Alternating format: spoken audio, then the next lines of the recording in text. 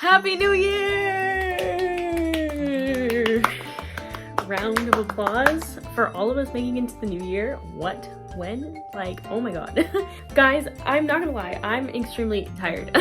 But when am I not? But like, okay, listen. Yeah, if you've been following me, you know I haven't posted for a hot second. There's two main reasons. One, because the video that I was working on a declutter video. I'm still like fighting with myself whether I'm gonna actually post it or not because the amount of footage is a mess. There's a reason that I don't do vlogs very often, and filming the declutter and like trying to put it together is showing me why. That's one of the reasons why I really planned on having the declutter done before the end of December and also having it edited and posted before the end of December. Yeah, most definitely did not happen. And then on top of that, I had no plans for the holidays. Like literally my family was doing nothing for Christmas and New Year's.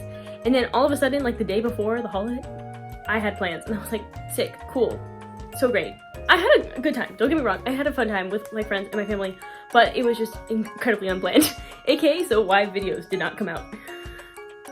Yes, but do not worry, the videos that I did have planned for the end of the year, plus or minus the declutter video, should still be coming out later this month. But until then, hello everyone, and welcome to whatever this video is going to become. My name is Zarina, and welcome to my December books. So yeah, basically I'm just gonna be going over all the books that I read in the month of December. If you want to see everything else that I read last year, oh my gosh. If I was still in school, I definitely would have already written 2024 on a paper, and it's firmly 2025.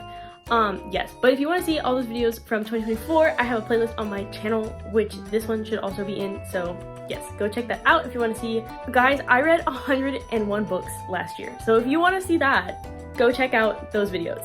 Okay, now that we finished that, let's get into the books for the month. So for this month, I read 10 books overall, and I had probably one of the best reading months I've had in a hot second, and also like one of the worst, and you'll see why, but let's just get into the first book. Okay, cool. Y'all, bear with me. I've already tried to explain. I don't know where my brain is. It's really late for me. I don't usually film videos this late because the later it gets in the day, my ability to speak goes down to absolutely zero, and like my ability to also have a thought goes down to zero, so yes. Okay, anyway, the first book that I read for the month was The Grimm Legacy by Shulman. In this book, Elizabeth, that is her name, yes, she starts working as a page in the New York Circulating Material Repository, which is basically like this library where like it has objects instead of books. Like there's books, but it's people mainly go to like borrow a sewing machine or borrow like a fondue pot. And as she's working there, she finds out that there's special fantasy collections that are actually magical, and just kind of the shenanigans going on with her and her fellow pages at the museum, the library. I need you to know, when high school me originally read this, I was eating it up fully, like completely, and I would hate to inform everyone that I completely still did. If I got a job as a library page, I would be satisfied for life, just because categorizing, just right up my alley. But I'm also not gonna lie, I firmly thought I did hallucinate this book series. I did not realize it was real, because other than on the shelf in my teacher's classroom from the teacher that I read it in high school, I did not think these books existed, because I was like, I've never seen them before, I've never heard anyone else talk about them. But yeah, I also found out it was a series. I fully thought this was a standalone, and I just remember being really upset as a high schooler, thinking, damn, this sucks that this is a standalone, even though I fully had Google at my disposal, and I was just like, sucks, too bad, it's a standalone. Yeah, no, it's a series. I ended up rating it at 3.75, and that kind of is because, so when I was reading it, it started off really, really good, and I couldn't put it down. It was really going well until probably, I can't tell you exactly which chapter, but just weird stuff started happening with the characters. We didn't get to see a lot, like we get referred to that the characters are interacting with each other, like they'll be like, oh, a week has passed and I've gone to all my shifts during this week, so like you can assume that these characters have interacted a lot more, but it felt really weird, like they all of a sudden were like closer, or like they had a fight and they're further apart. And even with like there's a subplot of romance, and it was really confusing. I don't feel like it built up at all. It just kind of was like it would be there one second and then like completely gone the next, and not like in like a subplotty way where like, oh, we weren't focusing on romance the whole time. No, what I mean is like the two characters would like suddenly start getting along, and then all of a sudden, like in a chapter or two later, when they see each other again, it's like they had never had the previous interaction where they got closer. And I was like, what? Yeah, and then later in the book, unfortunately, like, the plot and the pacing started to get really wonky, not only with the characters, but like with the actual story. And then there's like the climax didn't really climax, and the big like plot twist reveal was like not that big of a reveal, actually. You kind of just sit there going like, oh yeah, cool. Yeah, I don't think it did what the author thought it was going to do. The end was also a little strange, but like, it wasn't so strange that I didn't not want to read the next book. Like, now I'm actually even more curious of the next book, because like, what the heck is it gonna be about? Because what? Yeah, I think also, like, one of my biggest problems was one of the like side characters is a 10-year-old, and this 10-year-old either talked so much like a baby that like I was like, this girl is 10 years old, or so much like an adult where I was like, I don't think this author has ever actually spoken to a 10-year-old. And that's like kind of hard, because I feel like if you've lived on this planet as an adult, 10-year-olds will come up to you and they will talk to you. Like, it's not very hard to talk to a 10-year-old. The fantasy elements are really cool. I do really like the idea of like having a library that has like magical items. Like, that was really cool. One of the reasons I do want to read the second book is because I feel like I'm hoping that they build a little bit more on like where these items come from and like stuff like that. So that's what I'm hoping for. My second book that I read for the month was actually my lowest rated book of the month, and that is Collide by Bal Khabra, I believe is how you pronounce name of author. Yeah, I ended up giving this book a 2.75, and honestly I wanted to score it lower because of how frustrated it made me, but I like was trying to put my brain like, no, logically this is the score. But okay, so it's a romance book. It's a hockey romance book, and if you're like, oh, that's why, dude, I love hockey romance. I love romance, okay? So it's nothing to do with the genre itself for me personally, but yeah, if you don't like romance and you're trying to read this book, good luck, man, because yikes. The plot was kind of interesting. Like, it was okay. Like, it wasn't very good, and I feel like some romance stories can get away with that if the main romance is really good. Unfortunately, this one was like literally not. I'm reading all my notes, and like they mainly boil down to the female protagonist. So before I get into like why I hated her, there's some other things where like these chapters kind of ended in weird places sometimes, and I was like, oh, okay, the chapter's over. Like, that's weird. But then also some of the chapters felt like they were in the wrong person's perspective, because we do get like a dual perspective from Summer, the main character, and the guy. And reading this book just felt so, it almost felt like you were reading the characters reminiscing about that point rather than actually experiencing the emotions and like going through it with them. And I also felt like the story was often like in the wrong person's POV, because it'd be like Summer did something and like she's watching the guy react, so we lose like all of his inner dialogue of how he felt in that moment. Instead, we just get Summer describing what he's doing, and I don't know, it just felt like it lost so much of its potential in that weird shifting of not being in the right perspective. Again, this is firmly my opinion, and if you disagree with me, whatever, but like that is something to look out for if you're going into this book. And then my other thing is that for being a romance book, the amount of times they get interrupted before they kiss drove me crazy. I'm so sorry if you consider that a spoiler. Like, but I need to mentally prepare you, because it literally was so frustrating and so annoying. I'm like, this is a romance book and they're not even allowed to kiss? Like, and I think it happened like a ridiculous amount of times, and I just was thinking like, no, there's no way. They're not going to get interrupted again in this romance book where they've barely even kissed. And then they happen to do, and and then they happen to be, and I'm like, yeah, absolutely horrendous. So now that we got through that, why don't I talk about the reason I hated this book the most, and that is the female main character, Summer. She is the most annoying and bratty main character I think I've ever read in a book, which is saying a lot because I've read a lot of books. One of my main problems is that, so in this book, the author, mainly with her character, kept saying how like people always call Summer so confident, and you're like, okay, well, she can be confident, but then she'd be struggling with not being confident. But then she calls herself confident. She's like, yeah, I'm just so confident and blah, blah, blah, blah.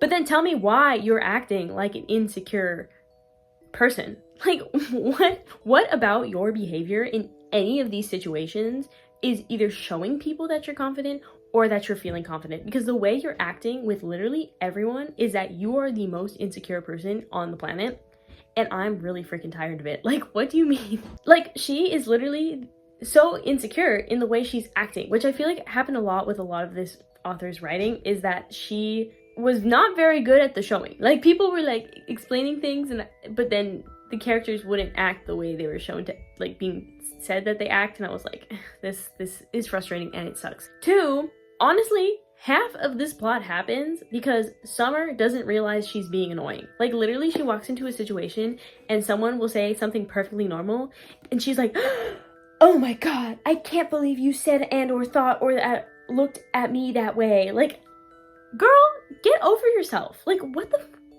I can't cuss. Girl, what the heck? Like, what are you doing? And then, like, the poor guy, like, I forgot his name. The poor guy, so I did have a problem with him at the beginning because he was, like, described as being so perfect. Like, he's just, like, there was nothing wrong with him, and I was like, I mean, this is a romance book, so I was trying to suspend my disbelief, but because I was trying so hard to suspend my disbelief on how perfect this guy was, it took me a little bit out of the story. Yeah, but eventually, as he actually develops fantastically, and he was really fun to read. The guy would say something, like, perfectly normal and, like, a very human response thing to say, and then Summer would blow it out of proportion and be like, I don't understand why he doesn't understand why I'm mad. And I'm like, girl, no, please, chill, what the hell? Yeah, that, and then, no, and then a lot of the times where I'm sure the author was going for, like, fun banter, it was just mean. Like, the main couple was just being mean to each other, and I'm like, this is not cool. Like, this is strange, and I hate it, actually. Yeah, so we're not gonna do that. Oh, no, and then the beginning, like, the first opening thing, sorry, back to Summer being absolutely annoying. Literally, the opening thing is that she doesn't want to do her project on hockey, and, like, we don't know why she doesn't want to do this project on hockey. And, like, the reason why she doesn't want to do her project on hockey is literally just because she's selfish. Like, literally, she cannot see reason. This girl cannot see reason in anything. Like, this book was literally not interesting because Summer is an undeveloped, insecure, mean person. I have nothing else to say. That's it. Just don't read this book, please. Save yourself the trouble. So the third book that I read for the month was Noragami Stray God Volume 1, and you guys, I was so excited to start this series. I was such a big fan of the anime in middle school. Unfortunately, like, I believe this is one of those animes where, like, they just stopped making seasons for it. And I don't know if the show has been canceled or if it's just not finished and they haven't made a new season in a while. But I was like, okay, it's finally time to start reading the manga because I need to know where this story goes so bad. So if you've never read or watched Noragami Stray God, basically this guy Yato, he's a god and he's really, really bad at his job. He has no shrine, he has no followers, and he's, like, desperately doing anything he can to get money to raise a shrine. What am I trying to say? Raise money to get a shrine. That sounded better. Anyway, also in this world, if you've ever seen Soul Eater, there's kind of like, the weapons are also kind of like souls, and they're contracted to a god. But he's so lame, he keeps losing all his weapons. And on one of his, like, missions to try to get money for his shrine, he bumps into this girl, and there's an accident, and it causing her, like, soul to leave her body. And she basically, like, randomly now, whenever she's, like, walking around, she'll, like, fall asleep, and that's what people see. But in, like, the god and spirit realm, her soul has come loose from her body and is in danger because if her, like, life thread is ever cut, she's going to actually die in real life. So she makes a contract with the god Yato to figure out how to get her soul back into her body permanently. And that's kind of just, like, the basic premise for the story. I don't remember it having so many horror elements. I don't know if maybe I'm just misremembering the anime, or if, like, in the anime they just made it a little less leaning less on the horror side and more on the action side. Yeah, so just kind of expect that. But oh, guys, it's so good. I literally cannot wait to get volume 2. I already pulled it out of my teapot last month, and, like, I still haven't bought it. English, if you cannot tell. Again, it is late for me. Yeah, but I love this so much, and, like, that's all I have to say about it because, oh, what did I rate it? I gave it a 4.5. Yes, and I cannot wait for volume 2. Okay, next book for the month. I read Rogue Wave by Jennifer Donnelly. This is the second book in the WaterFire series, Saga. WaterFires Saga. My bad. Thank you both. Yeah, the first book is called Deep Blue, and basically these are mermaids. They're split up to a bunch of different lands who rule the oceans, and the main like mermaid that we follow, she's from the Mediterranean Sea, and something happens to her kingdom, and she has to unite with one mermaid from each of the seas to help stop like this ultimate demon from like recoming out of its prison. Recoming? We're just making up words today. This part 2, and it was a lot better than part 1. I ended up giving this one a 4.5. A lot of the problems that I had in book 1 were fixed in book 2, which I greatly appreciate. Do I believe that book 1 should be fantastic and be able to stand alone? Yes. Do I really appreciate when they fix whatever they messed up in book 2? Yeah, honestly, I don't think that book 1, so if you did not see the video where I talked about book 1 itself, it wasn't bad. It just was too short, and I usually have a problem with books being too long, but this book was just too short.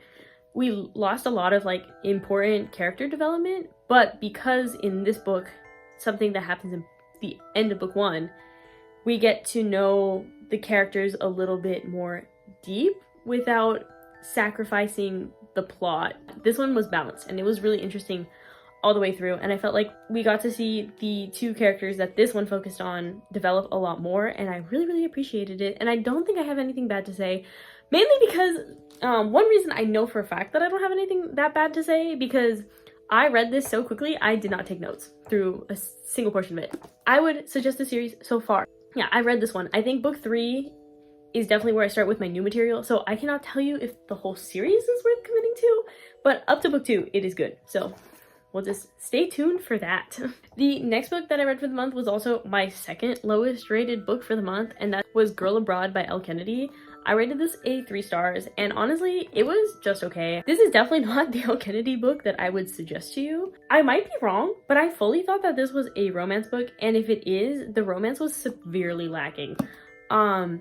Yeah, so basically, 19-year-old Abby Bly, she goes to study abroad in London, and when she moves in, the house that she thought she was moving into with 3 other girl roommates turned out to actually be guys instead. And basically, while she's there, she has romance. Great description.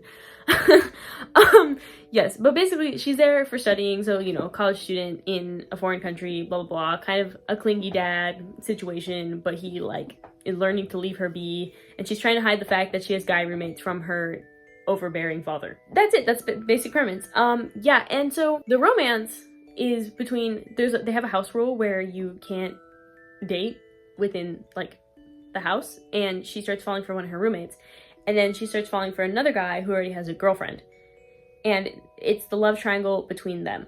I had a lot of problems with that, and it's not because I don't love myself a love triangle. I actually do quite enjoy love triangles, especially when the solution includes them all just dating each other, and then it just works out, which is fantastic. But that is not what happens in this book. So sorry for everyone who wanted that, because low-key, I wanted it too. But no, this is not the book for that. Instead, you are just gonna feel so guilty and shamed the entire book that you're even being, the main character is even, her internal dialogue, she has so much shame and guilt about the situation. It made the entire book very difficult to enjoy, because she just feels so upset and guilty, basically throughout anything. And throughout the book, the non-romance plotline was pretty interesting, but it also is supposed to be not supplementary, but complementary to also the romance happening. But they both kind of just felt so flat. I did not have a good time with this book, and I think it's also because I've read so many other Elle Kennedy books. I've kind of recognized her pattern. So when this book kind of didn't fit into the structure of her other books, I was kind of darn, this sucks. Actually, honestly, this book was just boring. It was not worth the 350 pages that it actually is. So would I suggest this book? No, not at all. Please don't read this one. If you want to pick an Elle Kennedy book, pick literally any other ones of her books. Also, especially if you want to read hockey romance, because her series on hockey romance is probably the best that I've ever read. Okay, we're moving on. Guys, we have reached the point in the video where I'm starting to lose it. Editing myself has made me realize there's a firm point in all my videos where I have energy, and then all of a sudden I have no energy, and then I'm filming myself and I'm yes, and this book is the book where the book booked, and then booked the book, booking books. Yeah, cool. We should move on. Yes, absolutely. Okay, but something a little bit more fun after the unexpected failure that was Girl Abroad was I read volume 9 of Snow White with the Red Hair. Yeah, this is 9. Literally looking at my camera, I thought that said it was a 6. No, why did it look upside down? If you've watched my channel for like a hot second, you know Snow White with the Red Hair is like one of my absolute favorite series ever, and I've officially reached the point where the anime has stopped and now it's just new content every time I read one of these. But if you've never heard, read, or watched Snow White with the Red Hair, basically Shirayuki, a girl with bright red hair, is an apothecary in her kingdom, and some unforeseen circumstances cause her to flee, where she runs into a prince from a neighboring kingdom, and she gets invited to that neighboring kingdom, and where she is pursuing her life as an apothecary with this dazzling red hair that keeps getting her into shenanigans. And it is romance. It is so cute and so good, and like sometimes when you just need life to be okay again. I have strong feelings about I'm gonna start crying. I literally like I love them.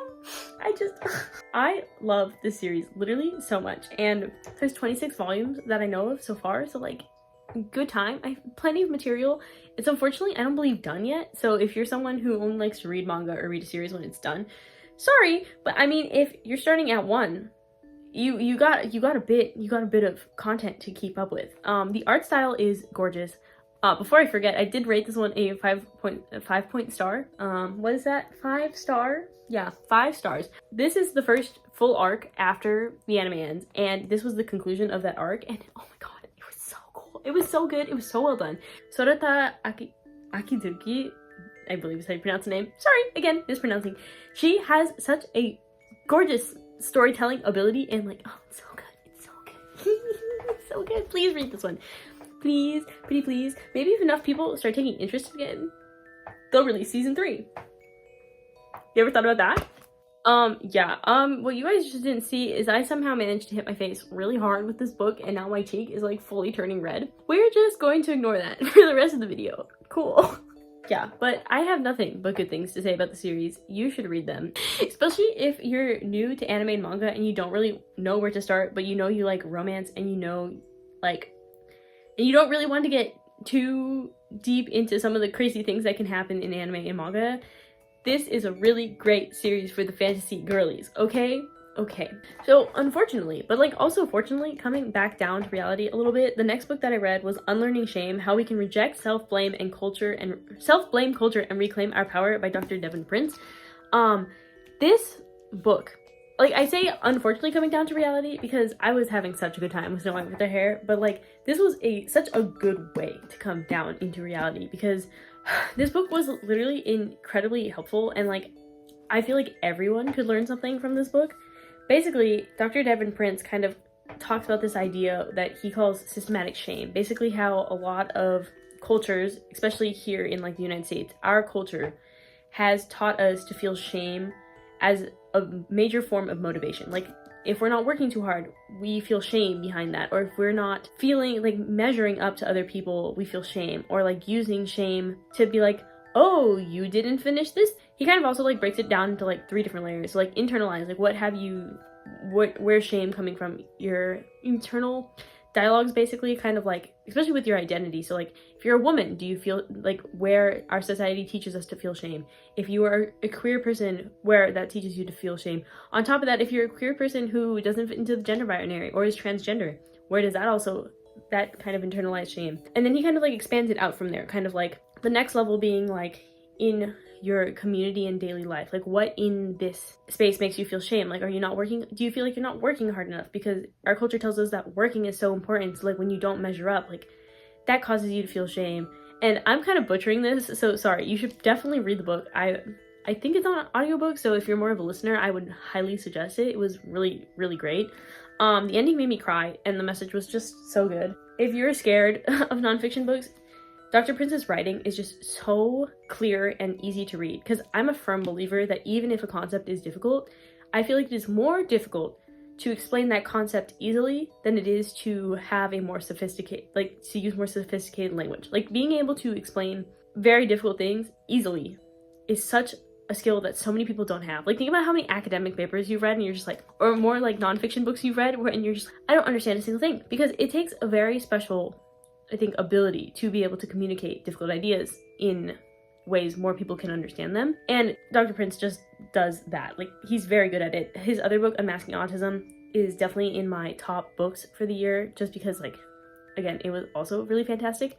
This book also, it is kind of a little bit self-helpy in the sense where, like, it has steps to help you identify where you might be feeling systematic shame and how to kind of undo that. So it's not kind of just like, you feel this thing, good luck. Like, there's definitely steps to help kind of unravel and, like, help you identify where this could be happening in your own life. And if you are struggling with it to some degree, like, maybe some ways that can help with it. Dr. Prince also has a very unique perspective in the sense where, like, if you worry about self-help books, if you're someone who's queer or transgender or a person of color and you're kind of like, I never see myself in self-help books, like, they're always focused on, usually, let's be so real, white men.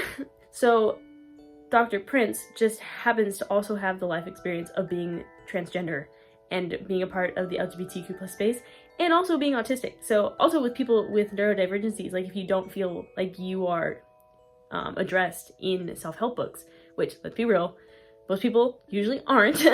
Also, these are just my opinions, so if you disagree or if I'm wrong, please correct me in the comments. I'd really appreciate it. But I feel like because of Dr. Prince's life experiences, he is able to just give such a wonderful perspective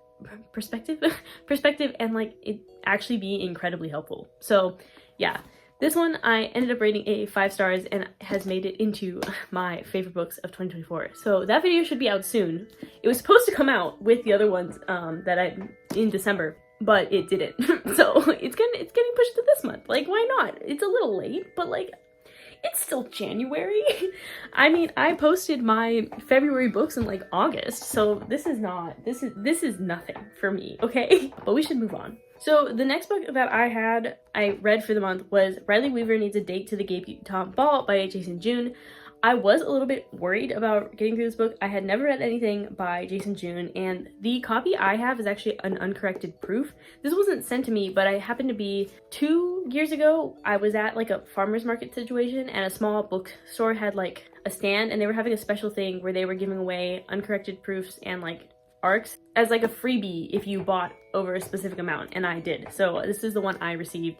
And honestly, I was really worried in the sense where, like, because it's an uncorrected proof, I am definitely someone who enjoys books more when they're well written, and I have a really hard time when they're not. That stress unfortunately did kind of manifest a little bit in the beginning. Then I kind of got better, and, like, by the end, I was screaming, crying, throwing up. I was having such a good time, and, like, oh my god, it was so cute. I believe this is YA. That sounds right. We're gonna go with YA. Also, I should mention that earlier, so part of my crazy day and why I'm, like, so tired today, I went into LA. When I went to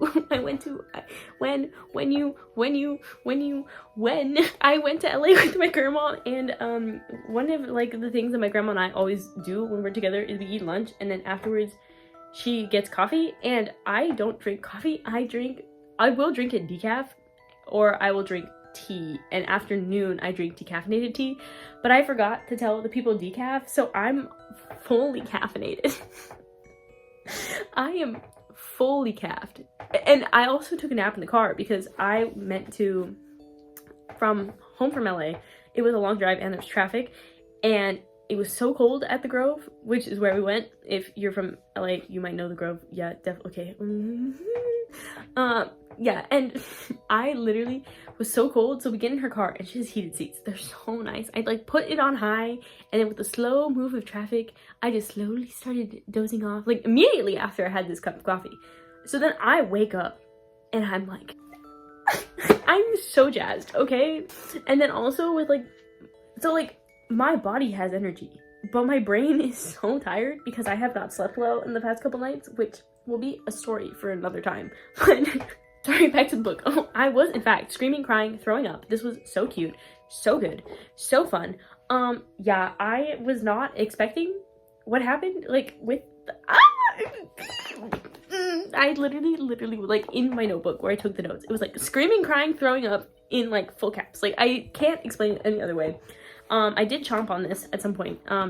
have a really bad habit of biting a book when I'm excited. I also feel like just because I had read Unlearning Shame like immediately before this, I had a really interesting view of this book. I feel like this book, for a YA book, did a really good job of addressing kind of the issue, or like bringing it to the surface of how femme people are treated in queer spaces.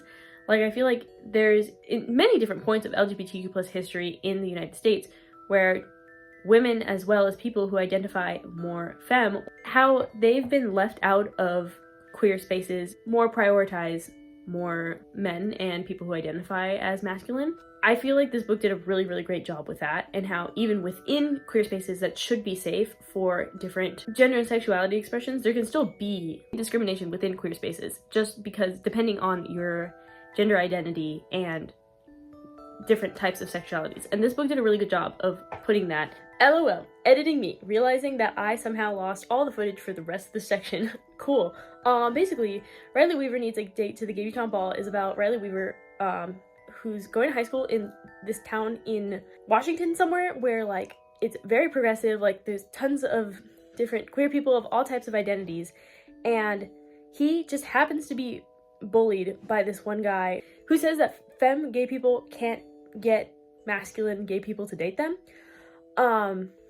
Yeah, so basically, as Riley Weaver is trying to also get into this society, so it's kind of like a fraternity or sorority, but for, like, queer people, called the Debutantes, he's also trying to prove this guy wrong by taking a more masculine guy as his date to, like, the closing ball of the Debutante season. It was overall really fun. One of his categories that he has to reach is gay chaos, and, like, let me tell you, this book was chaotic in the best way possible. I know I talked about a lot of the, like, more heavier sides of it. I swear it's just because I was tired. This book is a lot more fun. It was, like, less of that, more of gay chaos, fun, romance, crazy stuff. So, yes. I ended up rating it a 4.25 stars. It was overall a really fun time.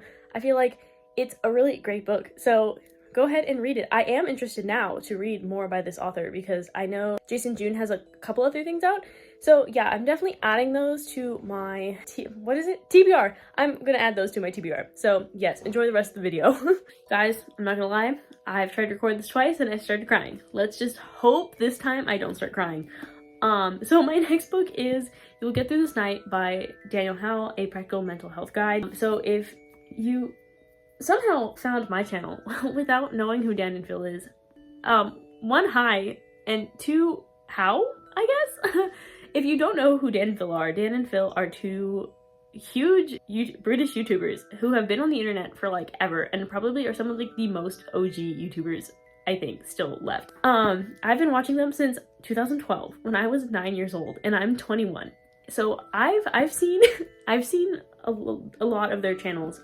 Daniel Howell, Dan of Dan and Phil, basically. Yes, that's the connection. In case, sorry. And one of the reasons I keep starting to cry is because Dan has struggled with his mental health a lot on his channel, and I also have severely struggled with my life, yes, with my life, with depression and anxiety, like, my entire life. So, like, I already kind of was like, oh my god, someone who struggles similarly to I do. So fantastic. But then if you know Dan and Phil lore, Dan went on hiatus for a very long time to deal with his mental health, and he came out as gay, and he had to deal with that in his identity. And meanwhile, while he was doing all that and processing tons of stuff, he also somehow managed to have time to write this book, and it's very good. I rated it 5 stars. So if you are currently worried, you're like, Serena, you should not be going to a YouTuber for mental health. It's okay. There was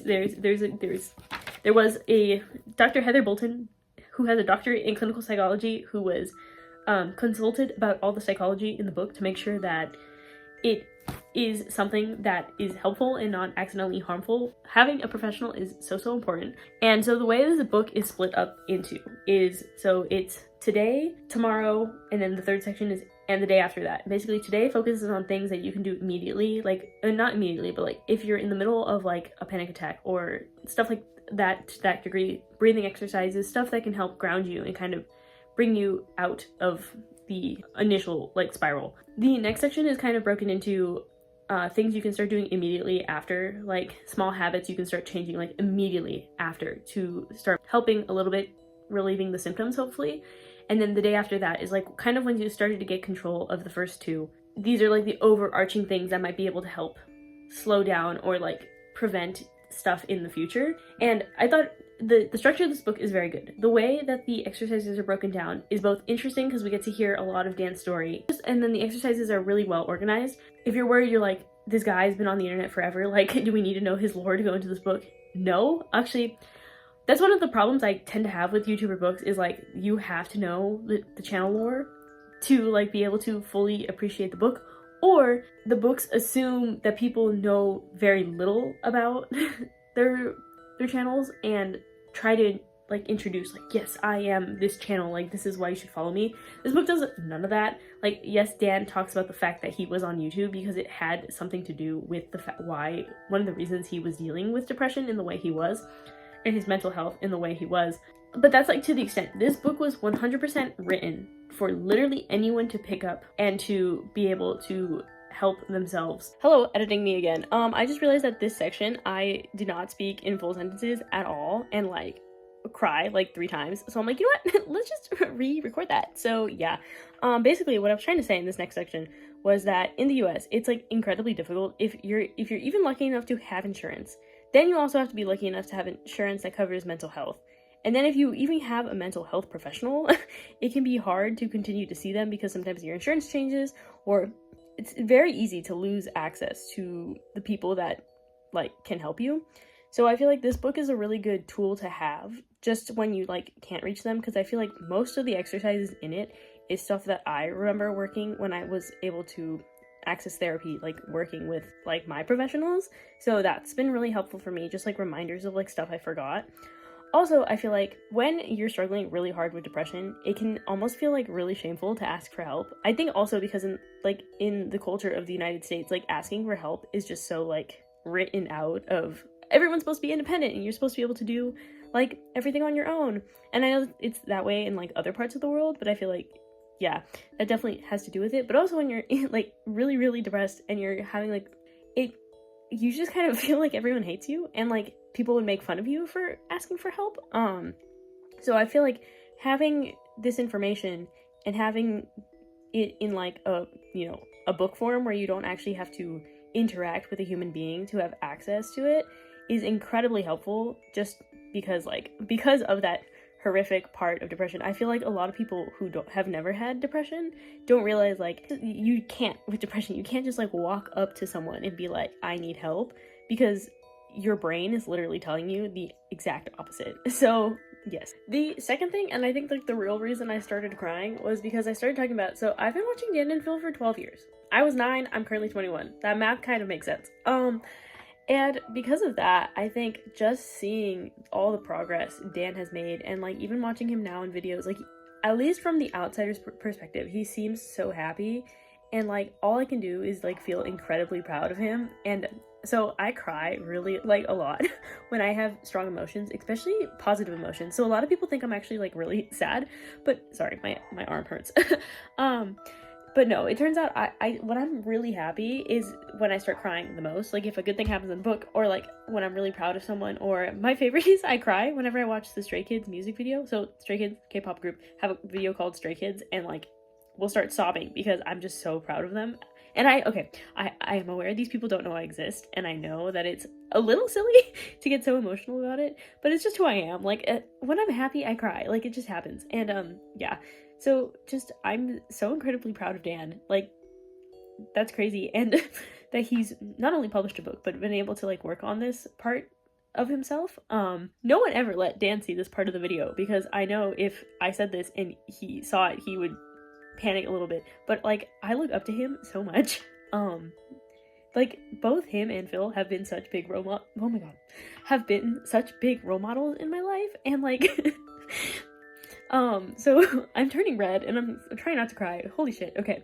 So like, yeah, I think that's probably why. That's like the main reason why. I've already started crying again. So like, yeah, I hope that made sense. But this, again, the book was really good, and I feel like it's a good thing for people to have with them. If you are experiencing any kind of mental health crisis, please try to reach out to a professional. There are hotlines. And also like, if you don't want to do that but you can like feel it coming on and you don't really know what to do, talk to like a friend. Even if you don't tell them specifically the reason why that's bothering you, just being able to like have a conversation with someone is very helpful. Yes. So yeah, please look out for your mental health. Let's move on with the video. Okay, cool. But okay, the last video for the month. The last book for the month.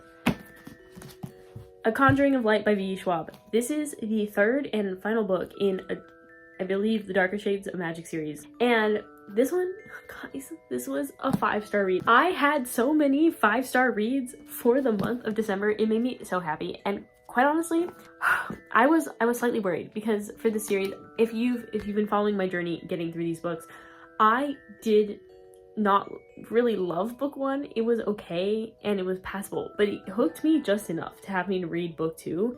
And then book 2, I was like, okay. And then this last one, I was screaming, crying, throwing up. I haven't had this strong of emotion since I've read, that's a lie, I say this all the time, but the emotion was the same as finishing the Heroes of Olympus series in like middle school. Kel, fantastic. Lila, fantastic. Alucard, him, the pirate guy, fantastic. Rai, fantastic. I had such a good time. I like can't believe how much I love this magic system and how much I love these characters, because especially Lila, because I could not stand her in book 1. She was so annoying. But here I am and I like absolutely love her. Yeah. So I appreciated how this book started from like immediately after book 2 ended, which was like fantastic. Great. 10 out of 10. I hate when books don't do that. But then this book did and I was like, okay, we're chilling. There was like a good like little chunk in the middle, like it split up into all these little like sections, and there was like a section or 2 or 3 in like the middle where I kind of was, okay, maybe I'm a little bored, but then like I immediately forgot about that because the plot picked back up again and I was like I'm having a good time. Yeah, but oh my god, and then there's this one like I'm at the end, and just my favorite chip, I was just like fighting the book. Yes, correct. Okay, so if you've never heard of the Darker Shades of Magic series by B. Schwab, basically there are these books where this guy named Kel, he's in Antari, which, sorry if I'm mispronouncing any of the magic terms, we already know I cannot pronounce anything on this channel. He's in Antari, so basically he has this ability to travel between the 4 different Londons. Basically, he's like assigned a color to, and like there's Grey London where like magic no longer exists, his London, which is Red London, which has magic, and then there's White London, where like White London is holding the boundary between another London that's been lost to time because magic got too strong and destroyed the world. And kind of just his shenanigans when he accidentally goes to Grey London and causes problems and meets Lila. And that's basically how this series starts. Like, there was a lot of setting up to do. Now I understand. There's a lot of setting up to do in book 1 that just completely pays off in book 3. And it's a very cool magic system, the way magic systems work, the way magic works in the world, and how he's able to travel between the world, and a lot of fun. For me, these are Shadow and Bone if I actually like the characters and the magic system and the plot. Yeah, that's sorry, I know that's a really hot take. I know a lot of people love the, what are they called? The Shadowverse? That's totally wrong. Maddie is yelling at me in the comments. Sorry, Maddie, I love you. It's just I don't like the Le Bordugo books. If you want to hear more about why, I would gladly share. If you want to see that, just let me know, because I have some opinions on those books, and I know they're opinions because I said them in front of my book loving friends, and they looked at me like I was crazy, and I was like, oh, those are hot takes. I don't know what that just was. We're gonna ignore that because what the hell? I need to go to bed. But however, I do plan on filming one more video tonight, so if this is the energy I'm bringing while seated, I'm scared of that. Oh, also, we get to pull books from the book teapot, so yeah. So basically, with the books that I finished and what I had on my chart on the thing, I get 2 pulls from the book teapot, which I will now go get, because it would have been smart of me to go get it when I went to go calculate. It would have been smart of me to go get it while I was calculating the what's it called? The amount I got from it. But here she is. Isn't she cute? My grandma bought it for me, and I love tea. If you've traveled with me or if you know me and my house, my parents' house, but like my room, I guess, and my dorm when I was at college, I have so many different teas. I have like an entire, when I was in my dorm, I felt so bad for my roommates because I had an entire shelf of a cabinet just devoted to tea because I could never pick what I wanted to drink. And what am I tangenting? Oh, basically this is the teapot. Basically the way it works is if I finish 3 books, then I get a pull. Or if I finish 6 volumes of manga, then I get a pull. Yes, so I got the idea from Jesse the Reader on YouTube. He's a pretty big booktuber who's been around for a really long time. And yeah, the idea of like a TBR jar, I'm really sorry, I don't know who started that, but yeah, okay. So I will pull off camera because every time I do this on camera, I feel like I should stop explaining this, but I'm gonna explain it anyway. Every time I try to do it on camera, they don't show up. So let me go do that. Way too long later, we have the books. Yes. So the first one is, oh, cute. I don't remember what this one is about, but it's Starfish by Lisa Phipps. I don't remember what this book is, but it's in here because I wanted to read it. So, and the next one is Lupe Wong Won't Dance by Donna Barba. Last name I cannot pronounce, apparently. Yes.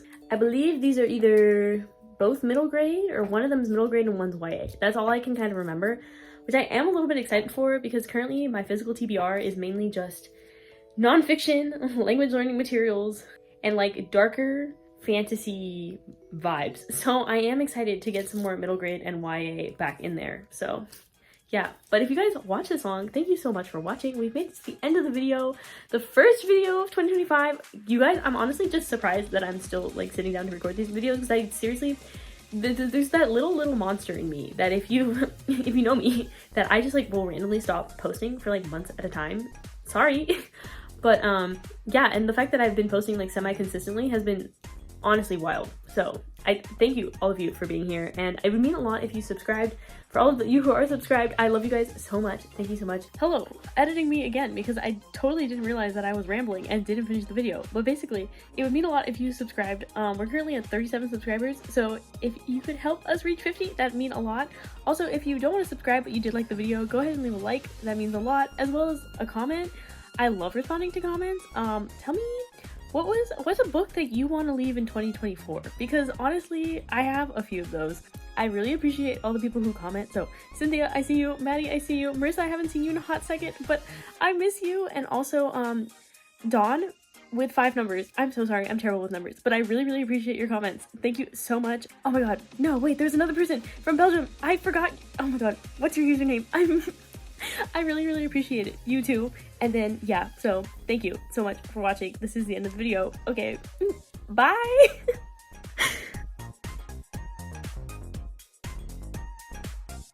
Where these items come from and blah blah. So I have nothing else. I have nothing else to say. To get money to raise a shrine. That works. Yeah, that makes a sentence. I'm so tired. Okay, get through this. Ow. Oh my god, I hit my face so hard. Ow. You're just not doing that.